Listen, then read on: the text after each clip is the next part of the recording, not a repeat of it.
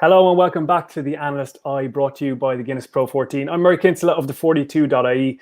Very excited for the Pro14 semi-finals this weekend. Well, joining me to dig into some of the key areas in those games is Sean Holley of Premier Sports. Sean, firstly, I think we want to thank people for the very kind feedback we got last week. It seems we're not the only nerds around.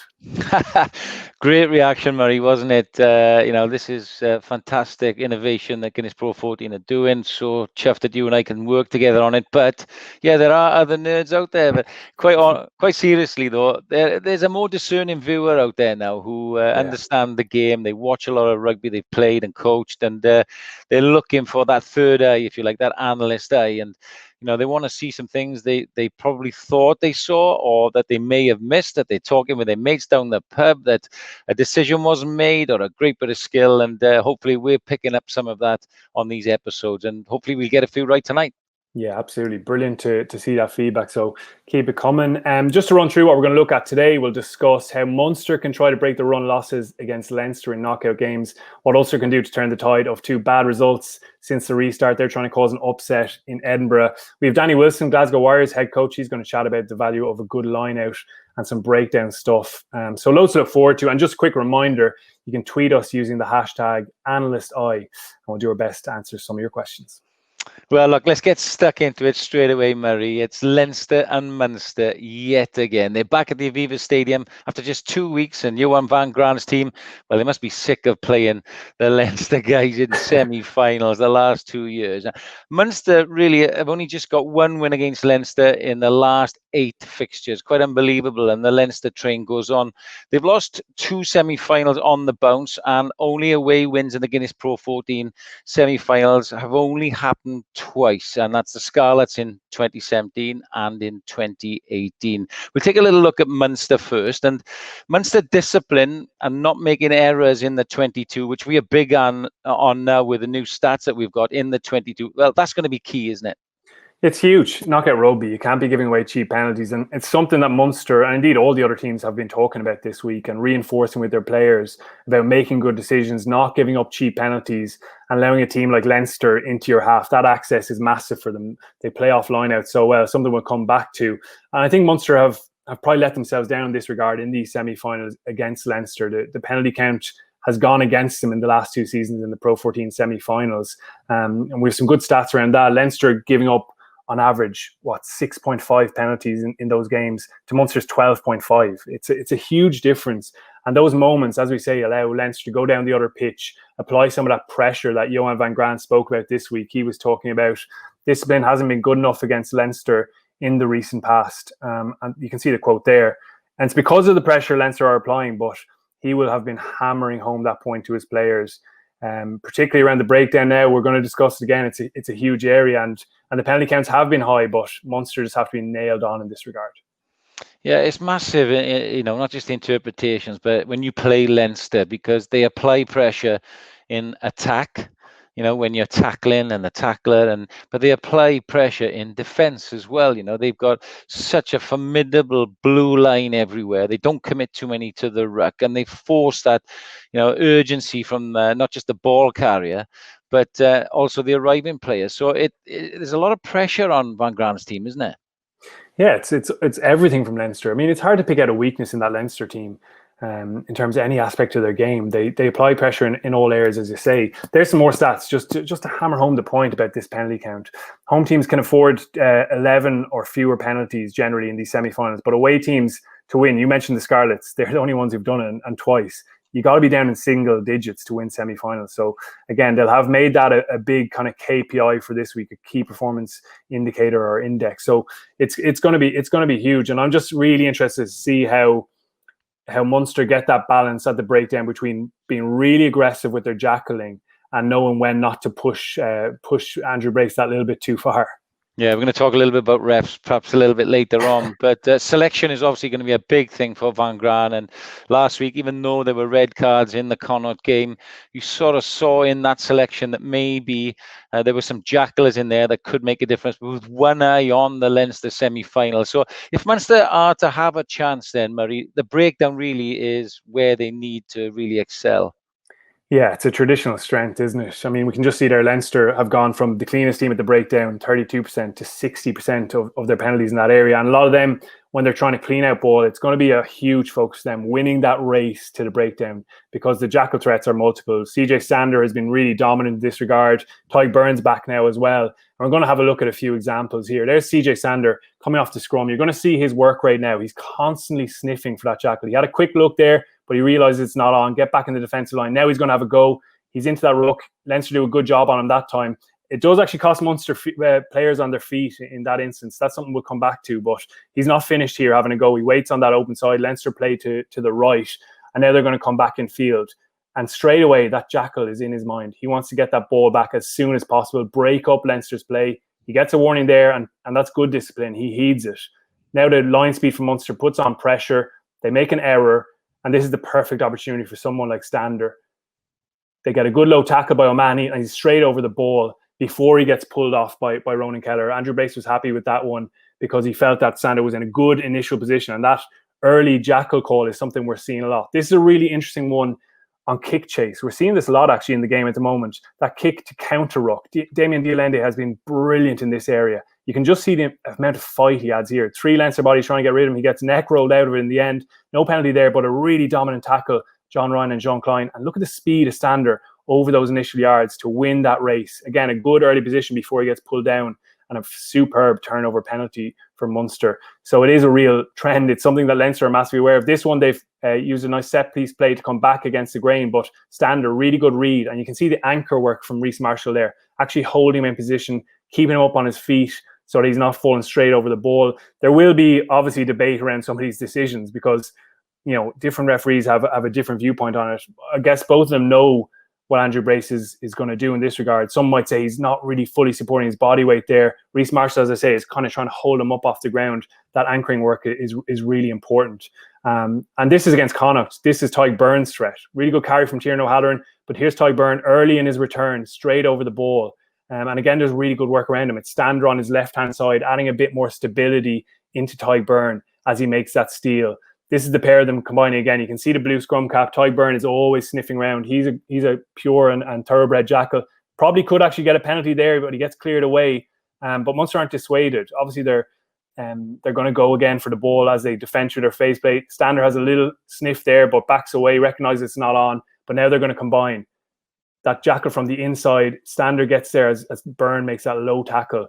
And again, he gets over the ball and wins the penalty. You're seeing the referees blow it a little bit earlier. I guess the challenge is to be really disciplined. In this one, Connacht don't get the call. They'll feel Chris Clute there isn't rolling away. And it creates that space for Scannell to get over the ball. That's going to be a really interesting challenge. Again, we get a nice replay over here. He's just in front of that, that access point for the Connacht clearers, and it allows his teammates to get over the ball. So I think it's going to be really interesting, Sean, just to see how the referee deals with this area and who adapts better. But threats across the board. Damien Dialende getting the turnover there, possibly has his hands down on the ground just before he gets on the ball. But Munster played to the referee brilliantly in this game. They adapted, and that's the real challenge for Leinster as well, because as we can see with those stats, it hasn't been their strongest area since the restart. I think, well done, by the way. That was a long run of clips. You did superbly, Murray. But I think, the difference when you get to this level, in my experience, is selection. I think having Tyke Burn back is immense for Munster because he's such an all-action type player. But for me, when you've got Clute, as well as the work that Stander does, you see Dialende joining in, Scannell, the hooker, even Keith Earls can jackal. He's probably learned from the last 2 semi-finals that inevitably Leinster are going to have moments in the game. We all know, and we're going to talk later about how efficient they are in the 22. So how do you keep them out of there? They've got a great kicking game. Well, I think you've got to live and die by the sword, Murray. You're going to have to go all out and stop them. And by picking those jackalers, it's going to be crucial. The referee selection, Andrew Brace is referee in this one. You're spot on. It's going to be a big task for him because, you could have a huge contest at the breakdown, which he's going to have to interpret and react very, very quickly under a lot of pressure. He's probably lucky there isn't no crowd in. But you've seen a lot of him. How's he going to cope with this game? Yeah, he's more than capable. He's done test matches. He's been at a World Cup as an assistant ref. I think his rise has been really impressive, and it's great to see officials from any country, officials in Pro 14 having that steady rise. I think he's going to be well able. He is going to be tested. We saw that in the Connacht game last weekend, Munster Connacht. It was very messy. I felt sorry for Frank Murphy because there was so many decisions to make at every breakdown. So let's hope the players actually play their part. We got a question on Twitter about this. James A.A. Reed has asked a question. With refs now quicker to blow for not releasing, why do you think so many players don't do so when tackled? Why don't they release the ball? Is it statistically less damaging for a team to concede a penalty than it is for them to defend quick turnover ball? Really, really interesting question. Yeah, it is, because turnover ball is so quick and you're disorganized. Refs are hot on not releasing. Of course, that's one of the new interpretations. But it's almost like you've got the ball, you don't want to let it go. For a quick tap penalty for that turnover transition type play. And I think players probably know now, they're coached with this new interpretation that they have to do something immediately, get to their feet or play the ball. That if they'll know instinctively if they've fallen wrong and they haven't done it, that it's too late. It's absolutely too late. So let's hang on, hope I can maybe turn, squeeze the ball or whatever, or we'll get some sort of decision against the jackler. It's a good question from James A. Reed. But can you imagine being a referee where these things are happening hundreds of times during the game? Yeah, it's tough. It's really tough. But great idea beyond that question. It would be good to do a bit more digging on that, statistically speaking. So definitely want to follow this weekend. Listen, we want to talk a bit about Leinster as well. As we mentioned, such a complete team. There's so much to analyse, to like about them. But we're going to focus here a bit on their defence. Obviously, you can't win a championship without a top quality defence, and Leinster certainly have that. They do. It's fundamental to winning titles. I've been lucky enough to be involved in 4, and we had the best defensive record all the time. Now, I've set piece. They're very clever because they move off the back in a pair. So they use Sean Cronin. They're very lucky to have athletic hookers. And Will Connors, which in this game against Ulster, he was absolutely fantastic, chopping down McCloskey. But they work really hard around the corner. Devon Toner and Ed Byrne are really good. Connors is round again, making a second tackle. So, it's really a question of who's attacking who. And even though Ulster have got the ball, you've got to realise that it's Leinster that are attacking Ulster. Even though they have numbers, they're way too deep. Madigan and co were just way off the gain line. And that just allows Leinster, as we're showing here, to get everybody on their feet. There's an amazing statistic. In these last 2 games, on average, nearly 70% of the time, Leinster have 14 or 15 guys on their feet. Just look at their line here now. Ulster have been slowed up after 3 or 4 phases. They haven't got anywhere. And John Cooney for Ulster says, well, we've had enough of this. It's like a defensive training session. I'm just going to kick it away.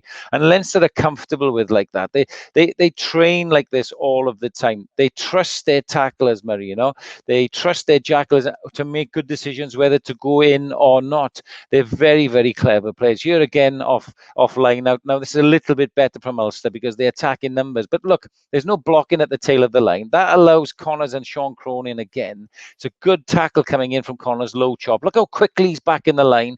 And Devon Toner and Ed Byrne again. So he's able to put another tackle in and get over the ball and slow them up. Now, it's poor attack from Ulster. We're going to talk about them later on. But Madigan's way too deep. The decoy runners are just that. They're not options.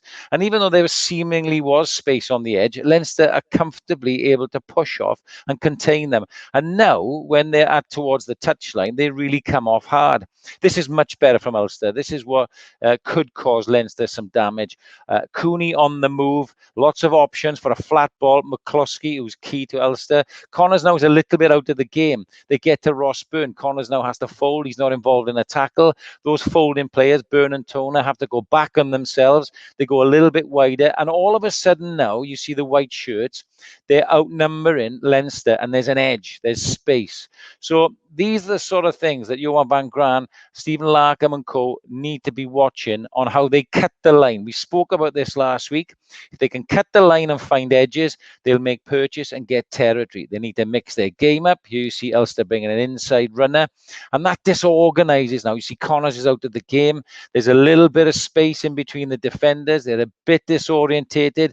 We're seeing, I think it's Keelan Doris or Max Deegan on the end of this line at the bottom of the screen. They're not quite as comfortable, and that pressure forces a penalty.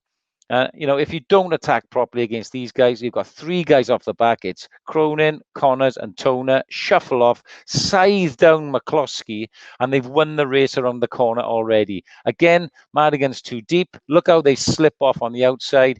And when you run an arced run like this, you're not cutting hard, straight lines like our diagram is showing. Then it's easy for these great defenders to push off and make tackles. And it's Frawley this time that gets over the ball. So they're absolutely imperious in defence. They're streets above anybody else, and they're very difficult to break down. They force errors. And I don't know if Munster have the game, Murray, to constantly apply pressure, particularly at the tail of the line like this. What do you think?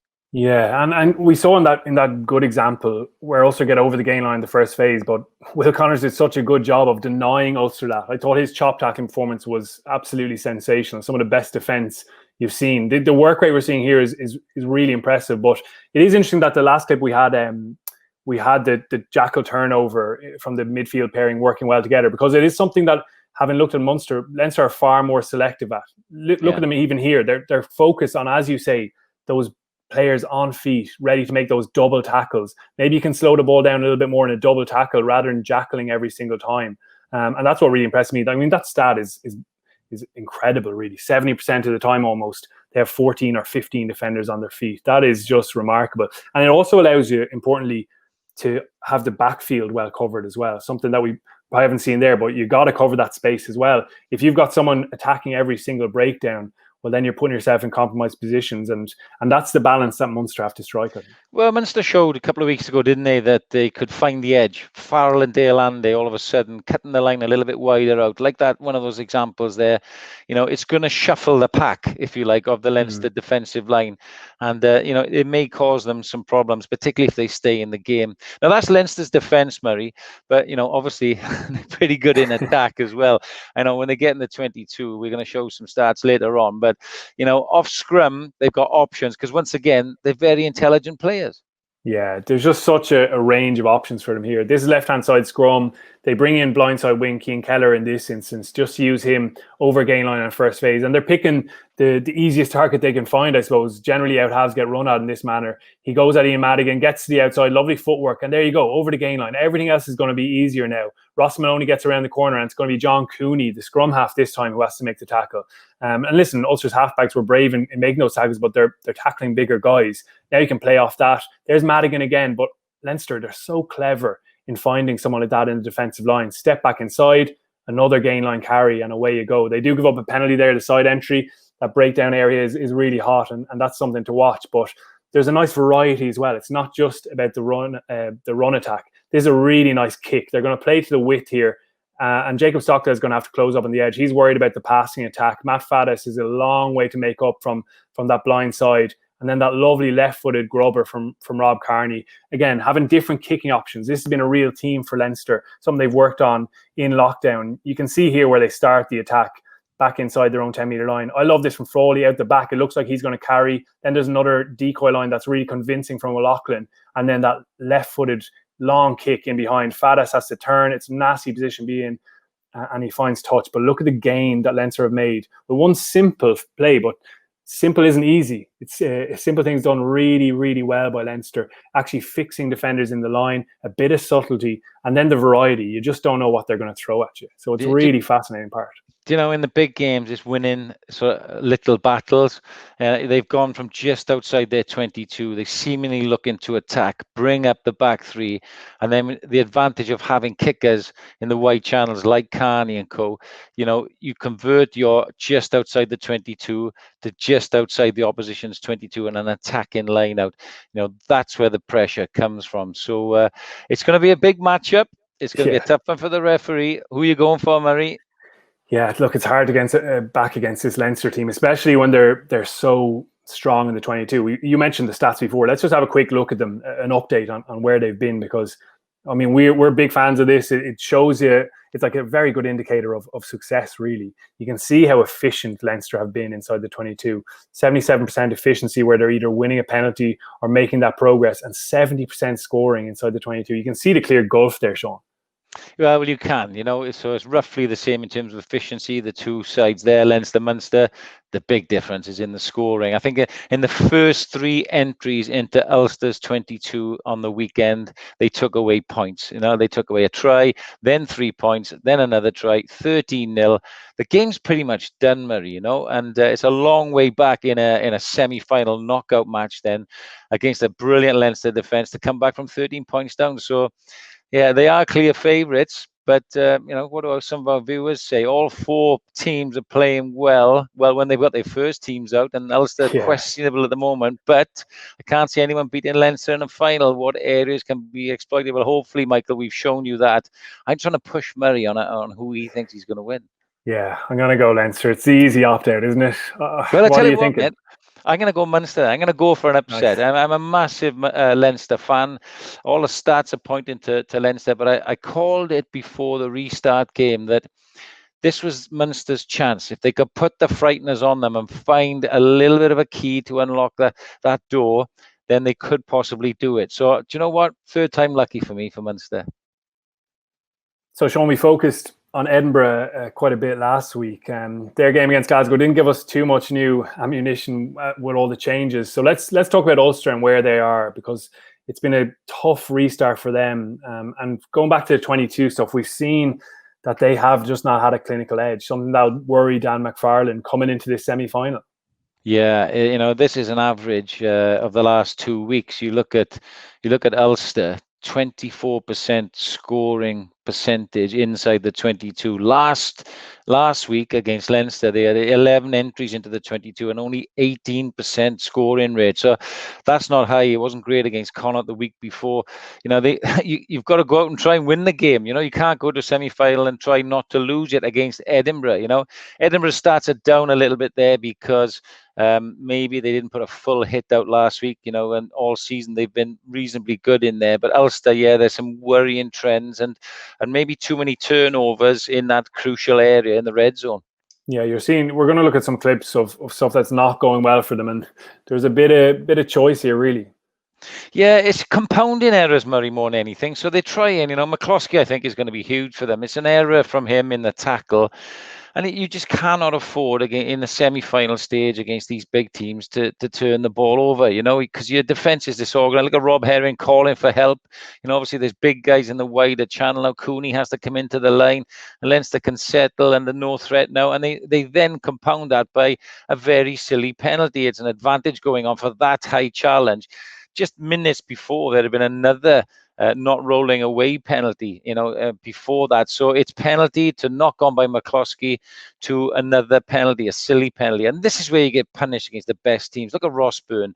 The thing is with the best teams, they have different call-in line-out menus for inside the 22 than they would outside the 22. So your line-out caller now is going into the 22 with a completely different mindset. Look at them talking together. He's talking to Tone and co.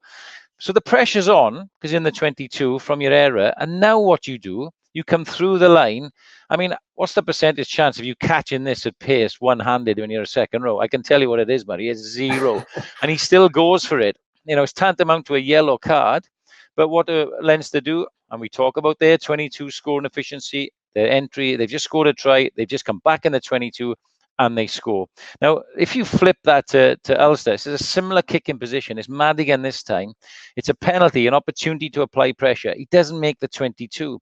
So your line-out caller menu now is slightly different. This might be a little bit more conservative, and we saw on Ulster in attacking in this game, it was a little bit naive. So they stepped Stockdale up from fullback, who's got a big boot.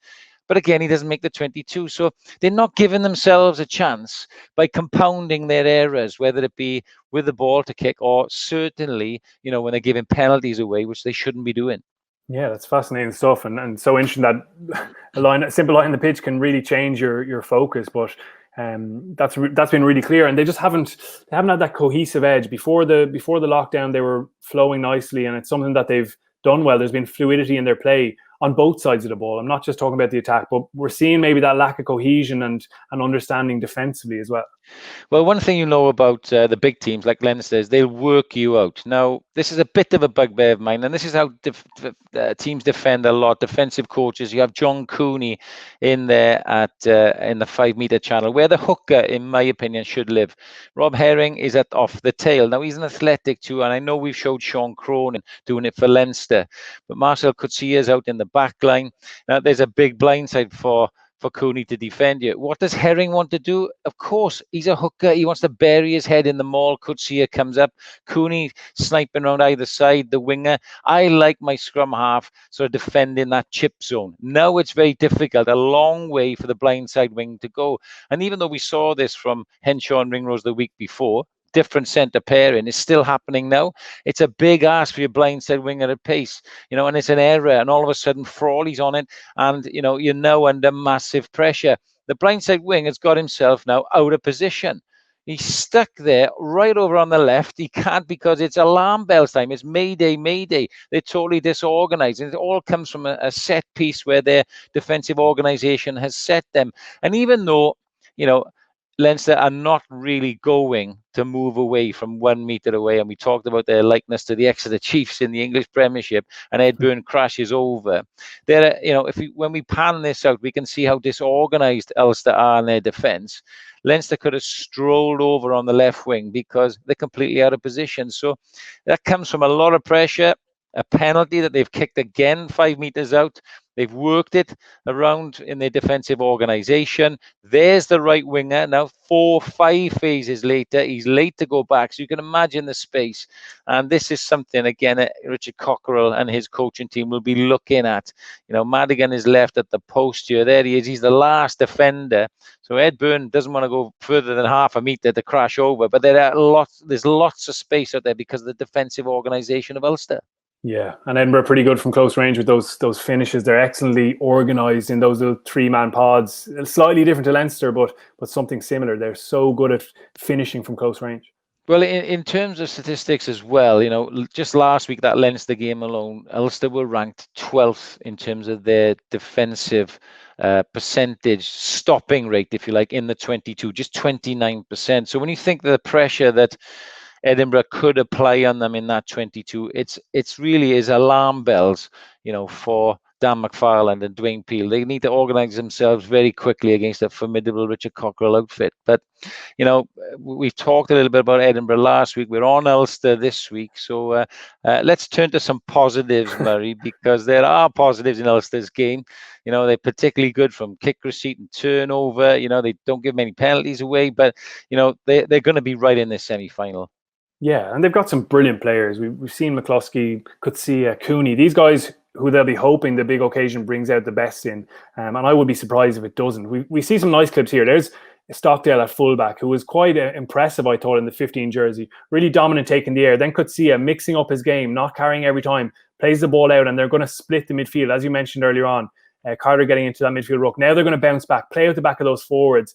And then they actually have a chance here on the edge. They've created the chance. Maybe the wrong decision this time. They come up with that knock on, something that's been, as you mentioned, those errors have really been holding them back. But they created the chance there. This is something similar. Again, on kick return, they've received. It takes a couple of bodies to clear out that ruck. This is one of the occasions where Leinster do go for it. But now they're going to get organised. One carry in field, strong enough, not making the gain line, but they're organising the midfield there. You can see Carter again just pointing behind him to Eric O'Sullivan to play off him. We see some lovely handling here. And this has been a real feature under McFarland and with Dan Soper, the skills coach. Lovely handling. Madigan draws in Keenan, that last defender, and Herring's running into space on the edge. He plays that switch inside. But that's lovely interlinking play between backs and forwards, something that Ulster have done really well over the past couple of seasons with that focus under McFarland. Leinster win back a bit of the gain line here. But again, you're going to see Coetzee slightly wider now. And I like this. He's not got too much dense traffic in front of him. Those defenders are turned in, worried about the ball. He uses that pirouette and then the offload, which he has in abundance, really. And McCluskey is right on his shoulder. They're into 22, one of these really good positions. But this is an example of where they've probably come up short. The clinical edge is just missing. They play one extra phase, and then it's a simple error, I suppose, down in the 22. Murphy picking that hard line and knocks on. Here's that turnover mentality you mentioned. Again, a scrappy ball. This is a good decision from Coetzee to go to Ludic rather than that longer pass. He plays in behind Rory O'Loughlin, and now they're on. there's a chance to either run straight through on the inside of Keenan or pass out to Little here. I actually really think there's an excellent bit of work rate from O'Loughlin to get back and make a tackle. But they're the instances where Ulster are showing a bit more of the streak. And then this maul, they'll be really pleased to have scored against Leinster with this maul of theirs. It's been a really good source for them. Rob Herring, I think 4 or 5 tries this season off the back of it. So that's another positive for them to go into the 22 and be clinical with a fairly straightforward play in that instance. I think they've got to apply pressure on Edinburgh in terms of Edinburgh's kicking game. I think only the Scarlets have scored as many or more tries from turnover than Ulster this season. So, if they can get broken field play, kick receipt, and you mentioned Stockdale and co there, you can get McCloskey on the ball in the wider channels across the gain line. That's where they're going to gain some purchase. And if they can win penalties and get them into the 22 close to the line, Rob Herring, try machine really for a hooker, isn't he? But it's going to be an intriguing counter. I think it's going to be closer than people think. So and I'm really looking forward to this one. Yeah, one other thing to mention, the positive, is they actually have the lowest penalty count in the Pro 14, and that really does prove beneficial in knockout games. We actually got a question on the refereeing from Patrick Hogan on Twitter. He asks, do you feel it damages the Pro 14 that a neutral ref wasn't used in the Edinburgh versus Ulster semi-final? So it's Frank Murphy of the RFU. What do you reckon, Sean? No, I don't think it does. I think nowadays, I think you could have questioned something way back in the day. I never liked to go into Ulster, for example, because even though it might have been a Scottish referee, we would have had 2 touch judges from Belfast. I never liked that. But, I think when it comes to this level now in Guinness PRO14 rugby, all of these referees are continually assessed. They have certain KPIs to hit. And the 2 referees we've got for the semi-finals on the weekend are right at the top. And that's why they've been selected. So, again, with my coach's hat on, if I got to knockout stages, I just wanted the best referee because, the neutrality shouldn't be in question of these professionals now. Their games are coded, their decisions are monitored and ranked and rated against a set of KPIs. Greg Garner, the head of referees, does a lot of analysis with his team. And also, these are 2 up-and-coming young referees who've been involved in international rugby. So I wouldn't worry too much about that. I think it's a good selection this week. And I'm sure off the back of their recent performances, both referees will cope fantastically well. Yeah, spot on. They're going to have their hands very busy anyway. I'm sure everyone will be testing the laws. But next up, we're going to chat to Glasgow Warriors head coach Danny Wilson about the line-out, which is going to be massive this weekend.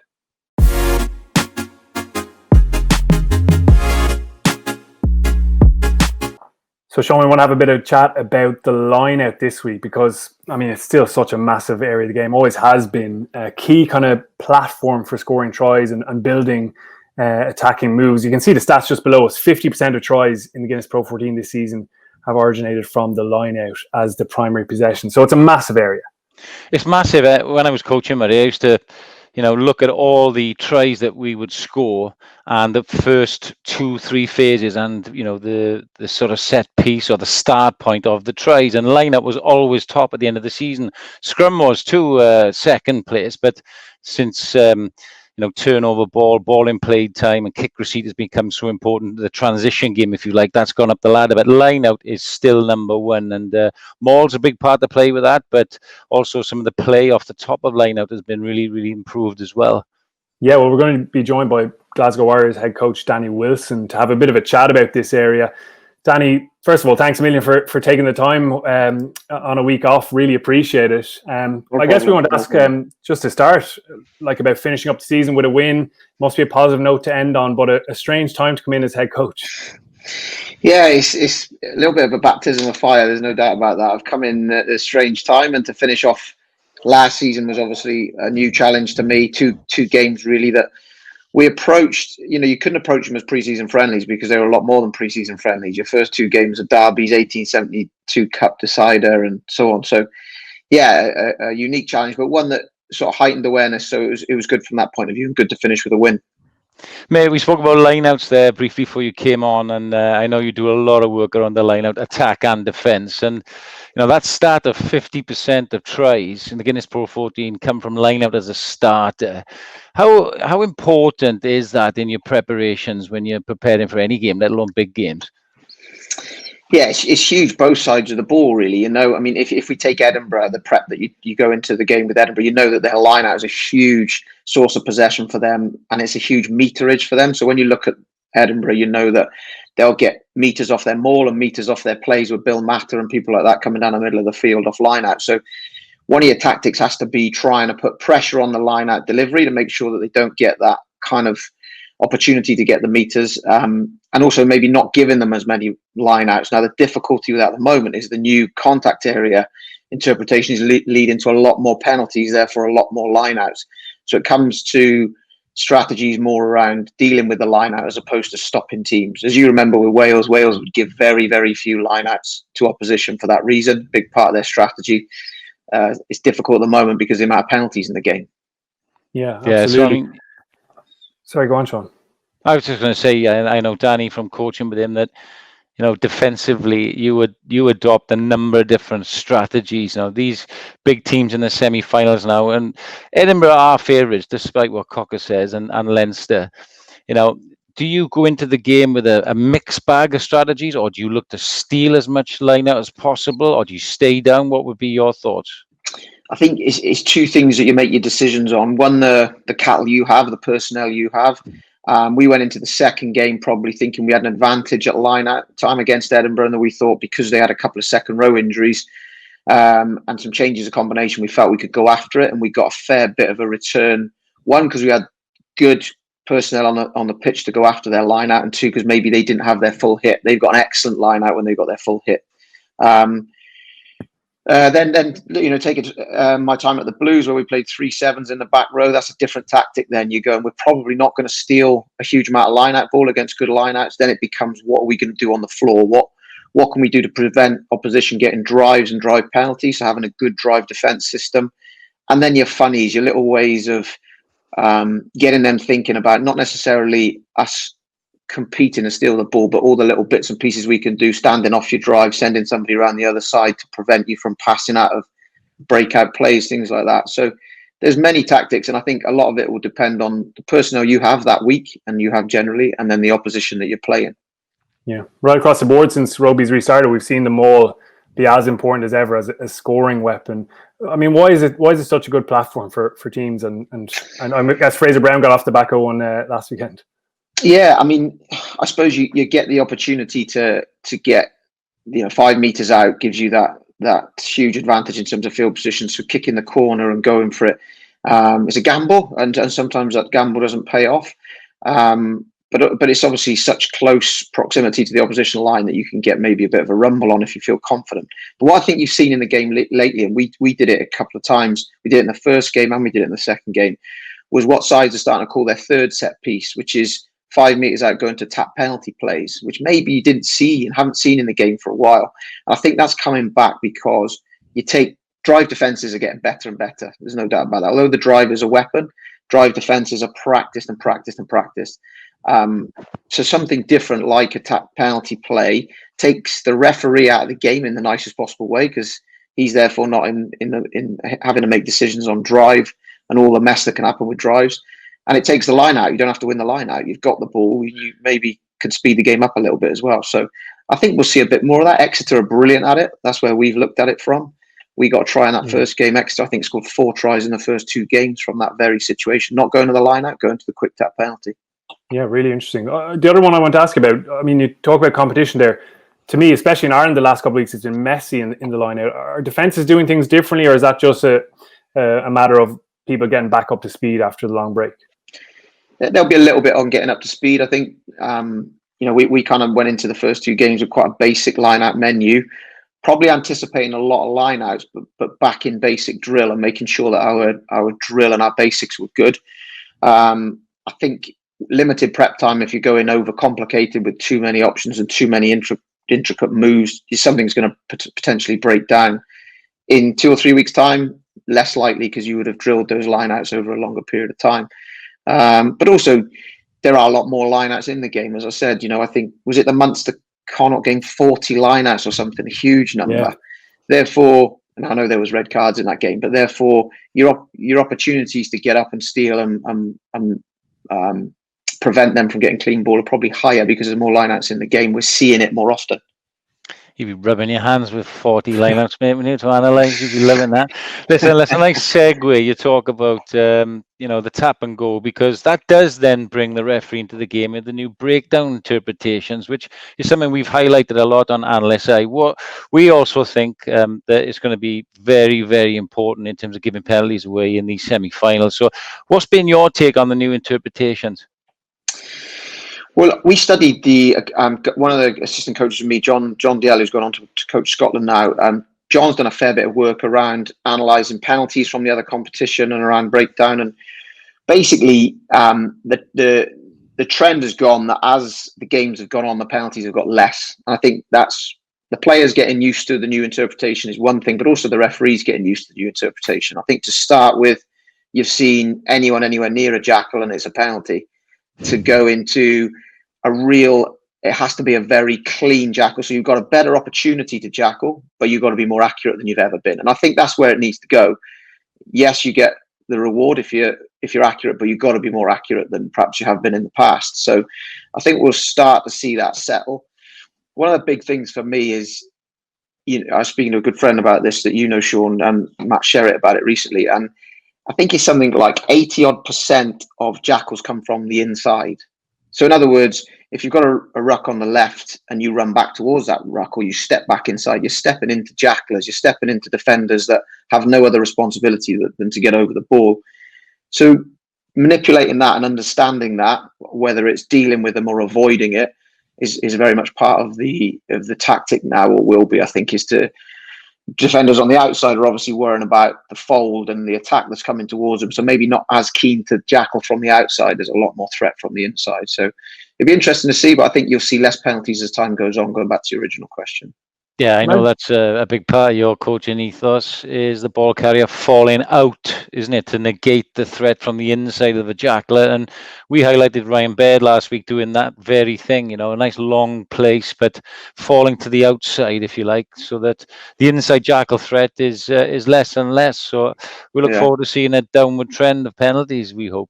Well, I think so. I think the other thing to add is, the game has seen a lot more in the last few years, more movement on the floor, more work on the floor. And I think there's an interpretation we've got to be careful of here, that you can move and make a placement. Yeah. You can move, but it's propelling yourself forward that has been taken out of the game, and rightly so. So I think what we learned from game 1 to game 2, because we got done in game 1 against Edinburgh, the first 20 minutes, they had something like 4 clean jackals. That, boys, you can move on the floor, but not rolling forward, not crawling forward, which is another big part of it. And those arriving players as well, a lot more demands on those guys. Yeah, entry is very, probably my time learning a little bit over watching Glasgow and watching Dave Rennie coach. Maybe that 45-degree clean was a quick, easy route to quicker ball. I think that's gone now. I think you've definitely got to square up and be more square, let's say, than perhaps it was refereed in the past, which again, everyone will get used to. I think we've seen the New Zealand competition, the speed of ball has gone up once everybody got used to it. And I think we'll see the same in our game, hopefully. Yeah, absolutely. Fingers crossed. Listen, really appreciate that insight. Thanks a million for your time, Danny. No problem. Thanks a lot. And that is us for this week. Sean, cheers for all your insight. Thanks to producer Adam, as well as Paul and Jacob for their work on the stats and clip. Most importantly, thanks to everyone who tuned in. Don't forget to use the hashtag Analyst on social media if you want to ask a question. But enjoy the Guinness PRO14 semi-finals, and we'll chat to you next week.